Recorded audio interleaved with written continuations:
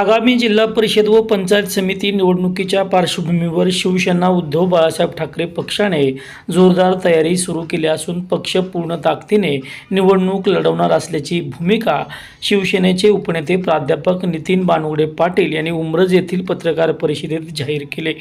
दरम्यान महाविकास आघाडीमध्ये सन्मानजनक वाटा न मिळाल्यास शिवसेना ठाकरे गट स्वतंत्रपणे निवडणुकीच्या तयारीत आहे। सातारा जिल्ह्यात तशी तयारी करून ठेवण्यात आल्याचे त्यांनी स्पष्ट केले।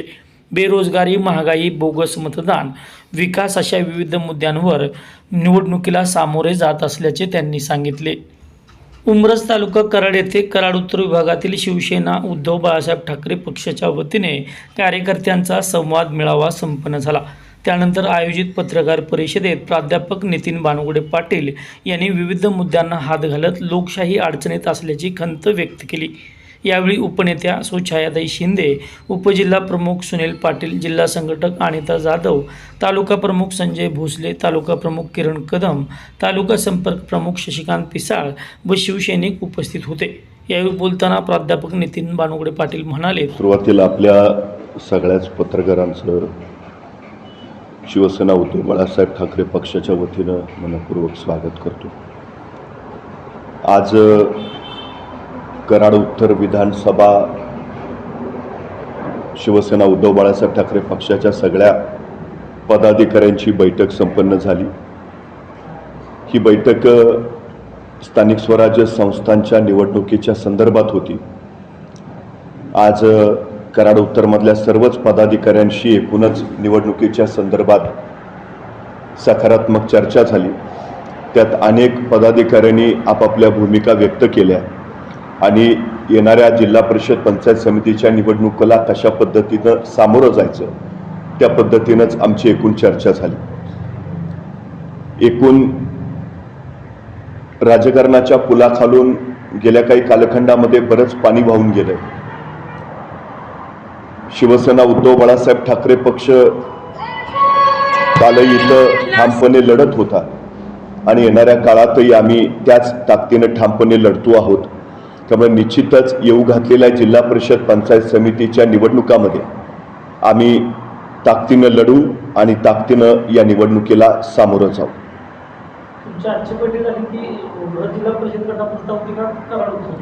नाही, एकूण कराड उत्तर विधानसभा मतदारसंघाची ही बैठक होती। सध्याची तुमच्या गटाची वाटचाल उत्तरेतली पाहता म्हणजे एकूण मतदानाचा टक्का तुमचा खूप घसरलेला परिस्थिती आहे। विधानसभेला पण तुमचा उमेदवार तसा नव्हता, जिल्हा परिषदेला काय वस्तुस्थिती असेल? नाही, कसं आहे, निवडणुकीचं राजकारण हे वेगळ्या पद्धतीनं होतं। युती आघाडीचं गणित जमून जर तुम्ही निवडणुकीला सामोरे जात असता त्यावेळी इच्छा असताना सुद्धा काही मतदारसंघ आपल्याला मित्रपक्षासाठी द्यावे लागतात आणि आघाडी म्हणून आपल्याला एकत्रितपणे निवडणुकीला सामोरं जावं लागतंच। त्यामुळे या निवडणुकीमध्ये शिवसेना उद्धव बाळासाहेब ठाकरे पक्षाला कराड उत्तर ही जागा सुटली नाही, ती आमच्या महाविकास आघाडीतल्या घटक पक्षाला सुटली। त्यामुळे आम्ही शिवसेना म्हणून, महाविकास आघाडी म्हणून एकत्रितपणेच या विधानसभेच्या निवडणुकीला सामोरे गेलो। पण एखादी निवडणूक शिवसेना लढली नाही याचा अर्थ शिवसेनेचा टक्का घसरला किंवा शिवसेनेची ताकद कमी झाली असं म्हणता येणार नाही। जो मूळचा शिवसैनिक आहे तो शिवसैनिकच आहे, तो कायमच पक्षाच्या पाठीशी आहे। त्यामुळं मला असं काही वाटत नाही की थोडा टक्का वगैरे काही नाही, जी ताकद मूळची आहे ती आहेच, उलट आणखी जास्त ताकद येणाऱ्या काळात वाढलेली आपल्याला दिसेल। दोन गट आहेत तुमच्यामध्ये, एक सत्य गट आहे, शिंदे गट आहे, तुमचा उभाट आहे, त्यामुळे ताकदी बघलेली आहे आणि ही सगळी बांधणी करताना आता जे तिकडे गेले ते कसे कुठं आपण? नाही, एक लक्षात घ्या, दोन गट आमचे आहेत असं अजिबात म्हणू नका। तो गट काय आमचा नव्हे, आमचा पक्ष आहे, त्यांचा गट असू शकेल। आमचा उद्धव बाळासाहेब ठाकरे शिवसेना हा पक्ष आहे। पक्षातले काही लोक फुटले, बाहेर गेले, तो विषय वेगळा। पण तुम्हाला गेले ते पदाधिकारी दिसतील, नेते दिसतील, पण शिवसेनेची सगळ्यात मोठी ताकद आहे ती तळागाळातला शिवसैनिक आहे आणि तो शिवसैनिक आजही पक्षाबरोबर तसाच ठामपणे उभा आहे। त्यामुळं येणाऱ्या काळामध्ये तुम्हालाही शिवसेना उद्धव बाळासाहेब ठाकरे पक्ष शिवसैनिक ती ताकद अधिक वाढलेली दिसेल. आमची ताकद कमी झाली असं काही मला वाटत नाही, कारण हिंदुहृदय सम्राट शिवसेना प्रमुख बाळासाहेब ठाकरे यांनी 80% समाजकारण आणि 20% राजकारण हा मंत्र आधीच ठरवून दिलेला आहे.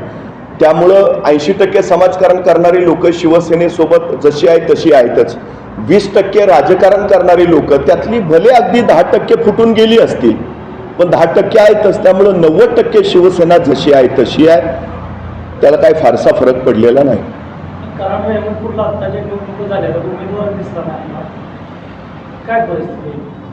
नाही, आता एक गोष्ट लक्षात घ्या की निवडणुका आल्या आहे की आता सध्याच्या राजकारणाचं चित्रच इतकं दूषित आणि भेसूर झालंय की कोण कुठं आहे हेच तुम्हाला कळत नाही. रहमतपूरमध्ये ज्यांच्यावर निवडणुकीची जबाबदारी होती त्यांनीच ऐनवेळी पक्ष बदलला, त्यामुळं तिथं तो गोंधळ झालाय. हे निश्चितपणे आपल्याला मान्य करावं लागेल 100%. पण येणाऱ्या पुढच्या काळामध्ये आम्ही परत एकदा तयारी करू आणि परत त्या निवडणुकांना निश्चितपणे पुढच्या वेळी सामोरं जाऊ. जिल्हा परिषद पंचायत समितीच्या निवडणुका लांबल्या, म्हणजे ज्या वेळेस व्हायला पाहिजे त्या झाल्या नाही. आता एकूण हा खूप वेळ गेलेला आहे आणि परत उभारणी करताना त्यात तुम्हाला दोष कुणाचा वाटतो? सरकारचा आहे का एकूण सगळा जे आयुक्त आहेत, निवडणूक आयुक्त? नाही, एक गोष्ट आपण लक्षात घेतली पाहिजे, इच्छाशक्ती असेल सरकारची तर काही घडू शकतं.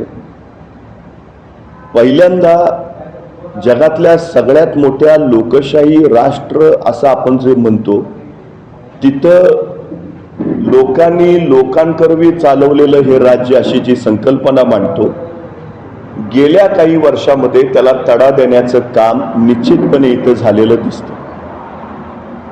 त्यामुळं या निवडणुका जाणीवपूर्वक लांबवल्या का? त्याच्यात सातत्यानं नवे प्रश्न उपस्थित करून त्या पुढं नेल्या का? हा एक विषय निश्चितपणे आहे.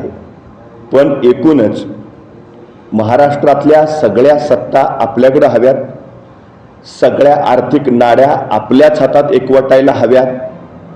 या आसुरी महत्वाकांक्षेपोटी हे सगळं घडतंय का? हा सुद्धा सगळ्यात महत्वाचा प्रश्न आहे. नाही, आमचं सगळ्यात महत्वाचं महाराष्ट्रामध्ये महाविकास आघाडी अस्तित्वात आहे. आम्ही महाविकास आघाडी म्हणूनच सगळ्या निवडणुकांना सामोरं जातो आहोत. त्यामुळं जिल्हा परिषद पंचायत समितीच्या निवडणुका सुद्धा महाविकास आघाडी म्हणूनच लढण्याला आमचं प्राधान्य असेल. पण जर महाविकास आघाडीमध्ये आम्हाला सन्मानजनक जागा मिळाल्या नाहीत तर मात्र शिवसेना स्वतंत्रपणे लढेल हे निश्चित आहे. दावा आमचा तयारी सगळीकडचीच चालली आहे. आमच्या सगळ्या जिल्हा परिषद गट, सगळ्या पंचायत समितीचे गण, आमची तयारीची आजची बैठक होती ती त्या संदर्भातच होती. आणि शिवसैनिकांच्या भावना सुद्धा निश्चितपणे या संदर्भात तीव्र आहेत. कारण महाविकास आघाडीतल्या घटक पक्षांकडनं ज्या सन्मानाची वागणूक शिवसैनिकांना मिळायला हवी होती, पाठीमागच्या निवडणुकांमध्ये ती मिळालेली दिसत नाही. त्यामुळे शिवसैनिकांचा आग्रहच असा आहे की जर सन्मानाचा अधिकाराचा आपला वाटा आपल्याला मिळत नसेल तर शिवसेनेनं स्वतंत्रपणे स्थानिक स्वराज्य संस्थेला सामोरं जावं. जिल्ह्याला सक्षम नेता नाही तुमच्या गटाला आरोप होतोय, का नाही आणि काय वस्तुस्थिती करेल? एकूणच राजकारणाचं चित्र सगळं आता पहिल्यासारखं राहिलं नाही ना. तत्व, निष्ठा, विचार, मूल्य ही राहिलीत कुठं? सत्ता आणि मत्ता एवढंच अंतिम ध्येय झालंय प्रत्येकाचं. सकाळी एका पक्षात असतो, दुपारी दुसऱ्या, संध्याकाळी तिसऱ्या. विचारधारा कुठं आहे? त्यामुळं सध्याच्या राजकारणाबाबतीत नेता काल जो तुमचा असतो आज तो दुसरीकडे असतो. त्यामुळे सगळ्यात मोठी आत्ताची परिस्थिती ही लोकशाहीच्या दृष्टीनं अत्यंत चिंताजनक आहे. पक्षांतरबंदी कायद्याचं पुनर्विलोकन परत एकदा झालं पाहिजे, नाहीतर या गोष्टी सातत्यानं घडत राहतील. देश, राष्ट्र, समाज हा विचारांवर चालत असतो. नेते जरी काही असले तरी जनता मात्र त्या दृष्टीनं सुज्ञ आहे आणि ती योग्य निर्णय निवडणुकीच्या माध्यमातून घेईल. ऐनवेळी निकालाची तारीख पुढे ढकलली निवडणूक आयोगाने. महानगरपालिका लागतात त्याचा काय प्रभाव पडेल आणि तुमच्या पक्षाला त्याचा फायदा तोटा काय परिस्थिती? नाही, पक्षाला फायदा तोटा होईल त्यापेक्षा लोकशाहीचं काय होईल हा सगळ्यात महत्वाचा आता प्रश्न आहे.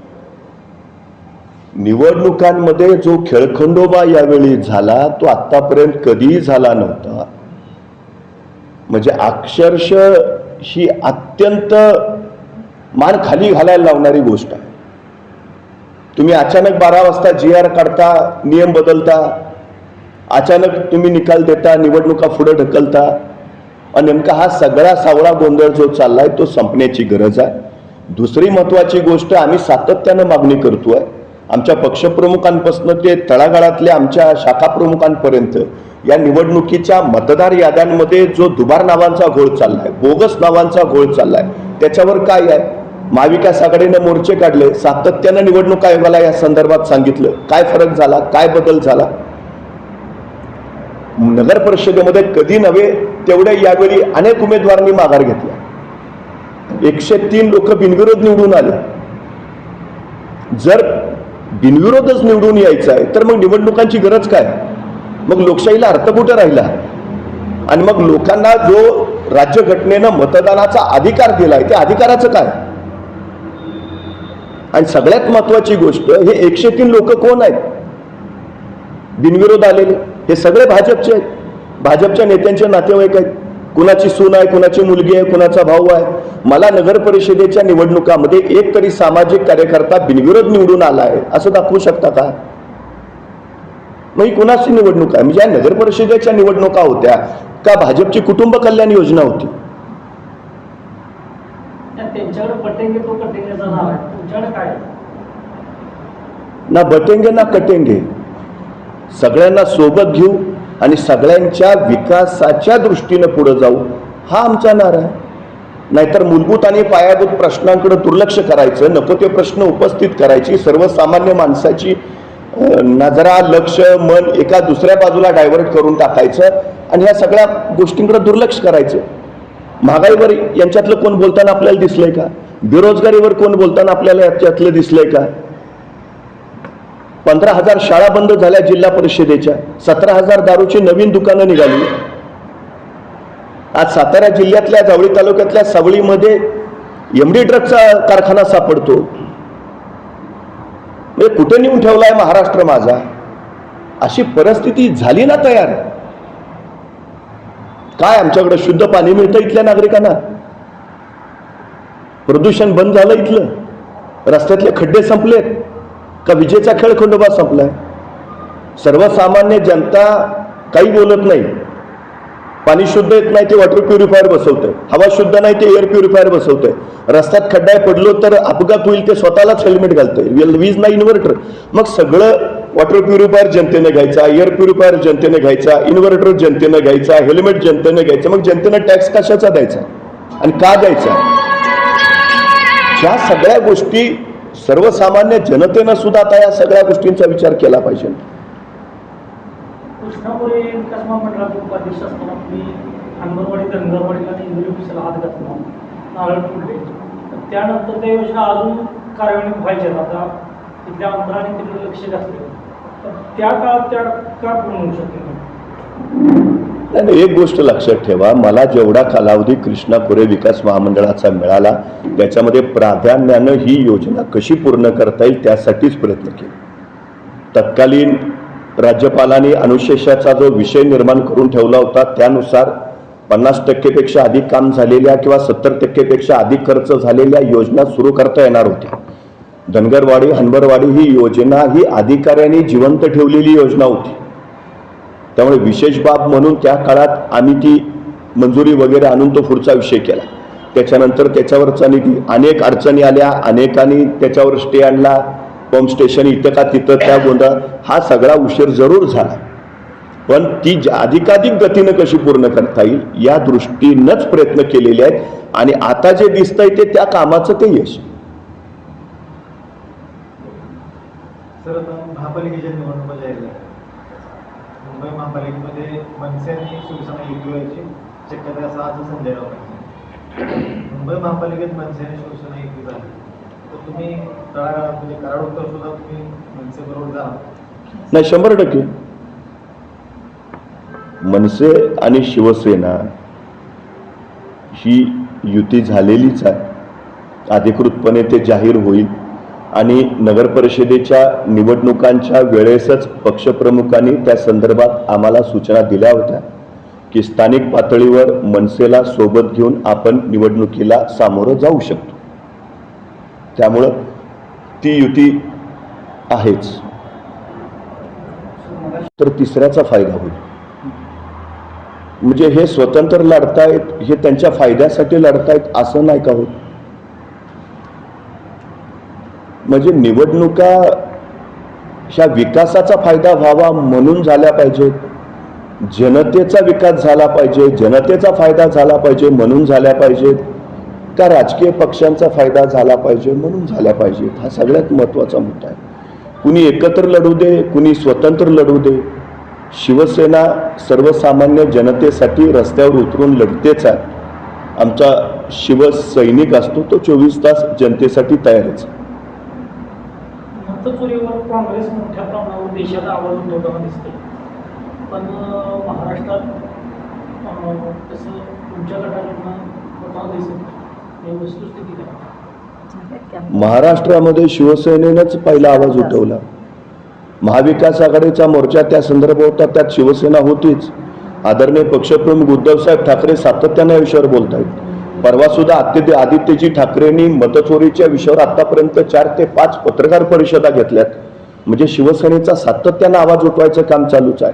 महाराष्ट्रातल्या तळागाळातल्या प्रत्येक आमच्या पदाधिकाऱ्याला आम्ही सूचना दिलेल्या आहेत. आता महापालिकेच्या याद्या 5 तारखेपर्यंत, मागच्या माझ्या माहितीनं 15 तारखेपर्यंत आक्षेप नोंदवायचे होते. आमच्या वतीनं आक्षेप नोंदवले जात आहेत. BLO आमच्या इथे काम करतायत. याद्या तपासायचं काम चालू आहे. जिथं दुबार नावं दिसतील, बोगस नावं दिसतील, तिथं निवडणूक आयोगाकडे तक्रारी नोंदवण्याचं काम चालू आहे. काम सातत्यानं सुरूच आहे. प्रश्न एवढाच आहे की एवढं सगळ्या तक्रारी, एवढे प्रश्न उपस्थित करून बदल काय होतो? आता महापालिकेला काय केलं मतदार याद्यांचं निवडणूक आहे, बदल काय? विधानभवनात पण हा विषय काढला ना आदित्य ठाकरे. म्हणजे प्रश्न असा आहे की मग निवडणुका घ्यायच्या कशाला? एकेका जिल्हा परिषद गटात जर 3-3 हजार 2-2 हजार दुबार नावं असतील, बोगस एकेका घरात 45-45 नाव आहेत, हा काय कसला गोंधळ आहे?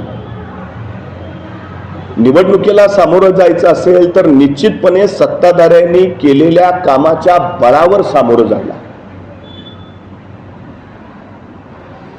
सामाजिक प्रश्न मोठ्या प्रमाणावर मोकळे.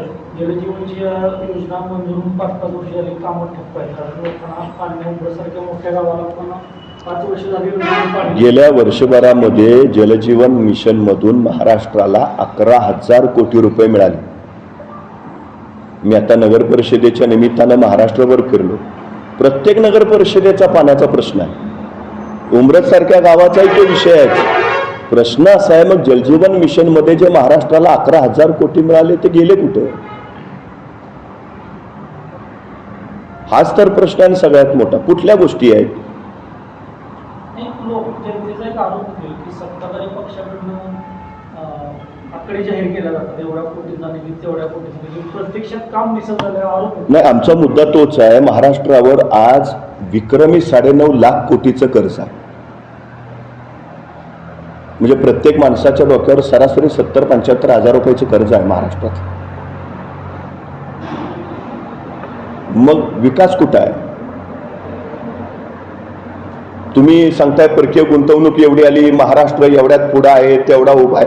बाकी सगळं जाऊ द्या. सातारा जिल्ह्यात एक नवा उद्योग सुरू झालाय, एका उद्योगाचं उद्घाटन झालंय, इमारतीचं काम चालू आहे. असं तर एखादं उदाहरण दाखवा ना. नुसत्या घोषणा करायच्या आहेत आणि मग सातारावाल्यांना वाटतं बहुतेक सांगली जिल्ह्यात झाला असेल, सांगली जिल्ह्याला वाटतं बहुतेक कोल्हापूर जिल्ह्यात झाला असेल, कोल्हापूरला वाटतं बहुतेक खाली कोकणात काम चाललं असेल. प्रत्यक्षात काय सगळीकडे काहीही झालेलं नाही. काँग्रेस राष्ट्रवादीचा बालेकिल्ला म्हणून सातारा जिल्ह्याला ओळखलं जातं. इथे तुम्ही निवडणुकीच्या अनुषंगाने बघताय, काय तुम्हाला वाटतं चित्र की महाविकास आघाडीची सत्ता येईल किंवा नाही येईल? निश्चितपणे बदल होईल. एक गोष्ट आपण लक्षात घेतली पाहिजे की आता जनता सुज्ञ झाली, जनता सगळं पाहतेय, काय चाललंय काय नाही हे जनतेला चांगल्या पद्धतीने कळत आहे. त्यामुळं येणाऱ्या काळामध्ये जनताच याचा निश्चितपणे निर्णय देईल. सातारा जिल्ह्यातले जे आमदार आहेत जे आतापर्यंत काँग्रेस राष्ट्रवादी सगळे भाजपमध्ये पळायला लागले, का पळायला लागले? म्हणजे सत्तेसाठी पळायला लागले का आणखी काय कारण आहे? सत्ताच कारण आहे. मी मगाशीच म्हटलं, तत्व विचार निष्ठा या गोष्टी आता राहिल्याच नाही.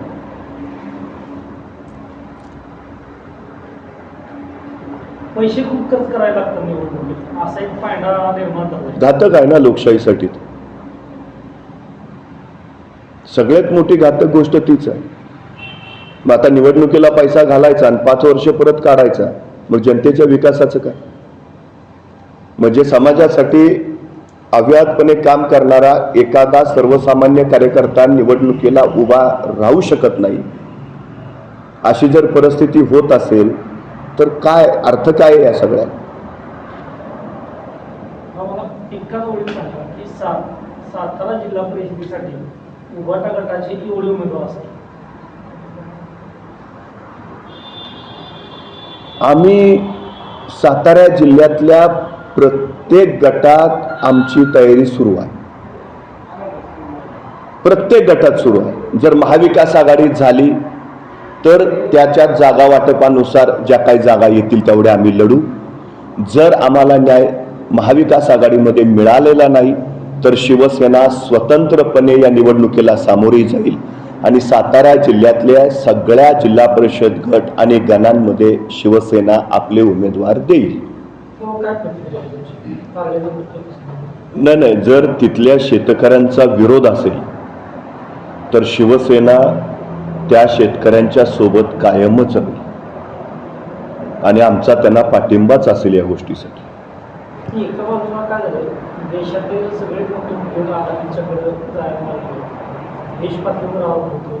आज आपल्या तारळ्या आपल्या महामार्गाचं काम आघाडीकडून चालू आहे. जर आकडा काढला मृतांचा अपघातात, एवढं निष्काळजीपणानं काम सुरू आहे. तुम्ही बोलाल काय नाही? नाही, आता लोकांच्या लक्षात यायला लागलंय ना हे सरकार कुणासाठी काम करतं. विकास झाला पाहिजे, जरूरच झाला पाहिजे, पण तो शेतकऱ्यांचा विरोध असताना नको, शेतकऱ्यांची इच्छा नसताना त्यांच्या जमीन घेऊन नको. आज शेतकऱ्यांचा विरोध असताना शक्तीपीठ महामार्गाला तुम्ही 80,000 कोटी रुपये खर्च करणार आहे, पण शेतकऱ्यांची कर्जमाफी करायला तुमच्याकडे पैसा नाही. गेल्या 7 महिन्यात 800 शेतकऱ्यांनी आत्महत्या केल्या. याच सरकारनं सांगितलं होतं ना निवडणुकीमध्ये आम्ही कर्जमुक्ती करू म्हणून, मग अजून का नाही केली? याच सरकारनं सांगितलं होतं ना आम्ही शेतकऱ्यांचा हमी भाव देऊ, मग काय आज परिस्थिती आहे सोयाबीनची? कुठे गेला हमी भाव? पीक विम्याची पद्धत काय शेतकऱ्यांची अवस्था आहे? 20-20 आणि 30-30 रुपये विमा मिळतो शेतकऱ्यांना, हजारो रुपये खर्च करतो तो शेतात, मिळाला त्याला. शेतकऱ्यांची आत्महत्या थांबवणार होतं हे सरकार. काय झालं? निवडणुकीत त्यांनी घोषणा केली होती लाडक्या बहिणीने 2100 रुपये देऊ, कधी देणार आहेत? आज पोरं बेरोजगार आहेत. एवढी गुंतवणूक आली तेवढी गुंतवणूक, मग रोजगार का नाही वाढत? कुठला घटक समाधानी आहे? कुठला घटक? पाटण पंढरपूर राज्यमार्गाचा जो विषय आहे सगळ्यांचा, लोकांचं शेत जमिनीत झाडं वगैरे त्यांना 1 रुपया भरपाई नाही. अत्यंत गंभीर विषय आहे.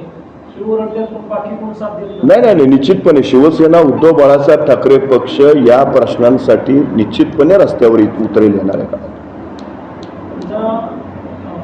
पालकमंत्र्यांचा जो रस्ता आहे पाटणपर्यंत आपल्या उमेदवारपर्यंत एवढी भीषण अवस्था आहे. हो, बोलायला काय नाही त्या रस्त्यावर. नाही, सगळीकडचीच अवस्था आहे ती. रस्ते आहेत का रस्त्यात खड्डे ते आता कळेना असंच झालंय. तर ते स्मार्ट मीटरसाठी काही संदर्भात म्हणजे स्थानिकांचा विरोध आहे, पण त्याच्या पाठीशी पण थांबवणार मोठ्या प्रमाणात. नाही, याला विरोध शिवसेनेनं केलेला होता. त्याच्यानंतर अनेक पक्षांनी याला विरोध केलेला आहे. आणि त्याच्यानंतर सरकारने तो ऐच्छिक विषय ठेवला आहे. त्यामुळं त्याचं काय कुठलं माझ्या माहितीनं हे होत नाही. त्यामुळे लोकांनी ठामपणे ज्या लोकांना आधी जबरदस्तीने स्मार्ट मीटर बसवले ते नाकारू शकतात. त्यांना रिप्लेस दिला झाले नाही, निश्चितपणे मग त्याचं असेल तर आम्ही त्या अधिकाऱ्यांशी बोलू 100%. कारण तसं कुणालाच हे नाही करता येत. आता आपण सांगितलं की रस्ते निर्मिती या सरकारच्या वतीनं भरपूर मोठं काम आहे. तुमचं असं मत आहे का रस्ते निर्मितीमधूनच भ्रष्टाचार उभारला आहे? 100%.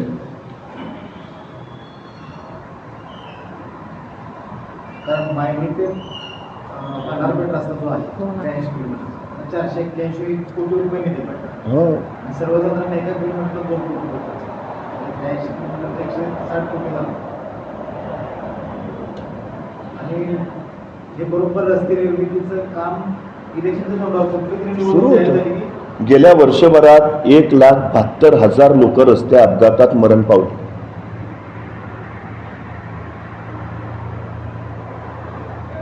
कामं चालली, सगळं चाललंय, आपण म्हणतो, मग हे अपघाताचं प्रमाण काय? मग त्याच्या गुणवत्तेचं काय? म्हणजे जर साधारणपणे दिवसाला 30-40 लोक अपघातात जात असतील तर आम्ही कुठल्या दिशेला निघालो? मोठी वाजत करण्याची लाडकी बहीण योजनेने राबवली. आपल्या परिसरातून बऱ्याच महिलांची नावं याच्यात कट झाली. नाही, तो निवडणुकीसाठी अत्यंत घाईगडबडीत घेतलेला निर्णय होता. त्याचं पूर्णतः अभ्यास करून तो झालेला नाही. निश्चितपणे लाडकी बहीण योजना चांगला उपक्रम आहे, पण ज्यांना खरंच गरज आहे, ग्रामीण भागातल्या हातावर पोट असणाऱ्या महिलेसाठी 1500 रुपये ही सुद्धा खूप मोठी बाब आहे. पण आता त्याच्यातले ज्या काही गोष्टी उघडकीस यायला लागल्यात, नोकरदार असलेल्या महिलांनी ते घेतलंय, मग त्या 21 लाख का काहीतरी महिला आता सापडल्या, आता त्यांचे बंद, मग ते हा काय त्या वेळेत कधी होत नाही, ती मिळत नाही. 2100 रुपये करणार घोषणा दिली होती, काही नाही. मग हा निवडणुकी पुरता केलेला विषय होता का? हा प्रश्नच आहे. ह्याचं आमचं मला असं वाटतं सातारमध्ये आम्ही भरपूर आंदोलनं घेतली स्मार्ट मीटरसाठी पण आणि लाडकी बहीण योजनेसाठी. आताची जी निवडणुकीला तुम्ही सावरून जातो जिल्ह्यातले काय असे प्रश्न आहेत तुमच्याकडे? पहिली गोष्ट, जिल्हा परिषद पंचायत समितीच्या दृष्टिकोनातून शेतकरी, शिक्षण, आरोग्य आणि प्रत्येक गावखेड्यामधल्या पायाभूत आणि मूलभूत सोयीसुविधा हे पूर्णत्वाला नेणं, लोकांना विकास, या सगळ्या गोष्टी अत्यंत महत्त्वाच्या आहेत. दुसरी महत्त्वाची गोष्ट अशी आहे की इथली बेरोजगारीची परिस्थिती आत्ताची काय आहे, जिल्ह्यात किती नवे उद्योगधंदे आले, किती लोकांना नोकऱ्या मिळाल्या, बेरोजगारी किती कमी झाली. म्हणजे आरोग्याचा प्रश्न असेल, शिक्षणाचा प्रश्न असेल, पाण्याचा प्रश्न असेल, रोजगाराचा प्रश्न असेल, ह्या सगळ्या प्रश्नांना न्याय देण्यासाठी आम्ही या निवडणुकीला सामोरे जातो. आमची विकासाच्याच मुद्द्यावर आहे. शिवसेना, उद्धव बाळासाहेब ठाकरे पक्ष हा कायमच विकासाच्या मुद्द्यांवरच निवडणूक लढवत आलाय. कुणाला विरोध करायचा म्हणून ही निवडणूक लढवत नाही, कुणाला सत्तेवरनं खाली खेचायचंय, बसवायचंय म्हणून ही आमची निवडणूक नाही. सर्वसामान्य माणसाचे हक्क आहेत, जे अधिकार आहेत, जो त्याला विकास अपेक्षित आहे, त्या विकासासाठीच शिवसेना कायम लढत असते. जिल्हा संपूर्ण भाजप महायुतीच्या असं असताना तुम्ही संघर्ष करणार आहे, कितपत यश मिळेल असं वाटतं? कधी काळी जिल्ह्यात भाजपही काही नव्हतं, आज तुम्हाला जिल्ह्यात भाजप दिसतंय, उद्या कदाचित आम्ही असू. त्यामुळे हा विषय नाही. साताऱ्याबरोबर सांगली, कोल्हापूरची काय परिस्थिती असणार? नाही, आम्ही सगळ्या निवडणुकांनाच ताकदीनं सामोरं जात आहोत. सांगलीत सुद्धा मी परवा सांगली जिल्ह्याची बैठक घेऊन आलो. महापालिकेची आमची तिथली तयारी चालू आहे, जिल्हा परिषद पंचायत समितीची तयारी चालू आहे. कोल्हापूर महापालिकेची आमची तयारी चालू आहे, इचलकरंजी महापालिकेची तयारी चालू आहे, जिल्हा परिषद ग्रामीण भागात आम्ही सातत्यानं या तयारीत आहोतच आणि या सगळ्या जिल्हा परिषद पंचायत समितीच्या निवडणुकीला आम्ही ताकदीनं सामोरं जाणार. परवा पृथ्वीराज चव्हाणांनी विधान केलं की महाराष्ट्रात मराठी माणूस पंतप्रधान असेल आणि मुख्यमंत्री पण बदलेल असं वाक्य त्यांनी केलं. नाही, निश्चितच ते विधान महाराष्ट्राचं माजी मुख्यमंत्री आदरणीय पृथ्वीराज चव्हाण यांनी केलं आणि म्हणूनच ते आपण गांभीर्यानंच घेतलं पाहिजे.